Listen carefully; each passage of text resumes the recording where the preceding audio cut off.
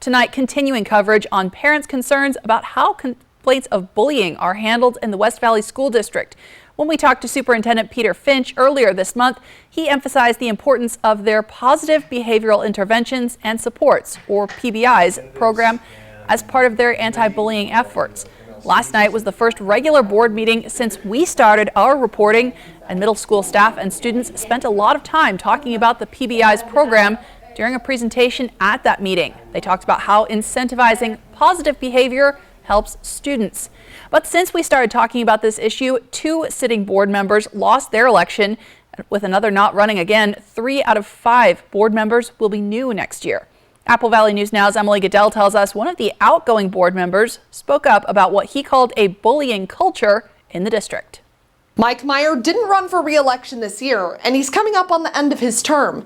But at last night's school board meeting, he spoke out, responding to the concerns brought up once again by the mom of a 13-year-old boy who's faced death threats and repeated bullying at the West Valley Innovation Center. The superintendent told me at the beginning of the month that case had been resolved. But the mom told me it took over a year for the district to address the bullying, and while that formal complaint has been resolved, she already told the district at that first meeting back in September that it wasn't over. To ensure that there are no further disconnects, and I am in no way unclear, these issues are very much not resolved because these matters have still not been addressed by West Valley School District. She says after they got a restraining order against the first student and he was forced to change schools, one of the boy's friends started harassing her son, which she reported at the beginning of the year to no effect. Every single one of you board members and you, Dr. Finch, has failed my child. Superintendent Finch later responded, saying, "My understanding was that the specific case, the issue was resolved. I've heard this evening the issue is not resolved, and so we will follow up on the specific case." But outgoing school board member Mike Meyer called for the district to do more. I've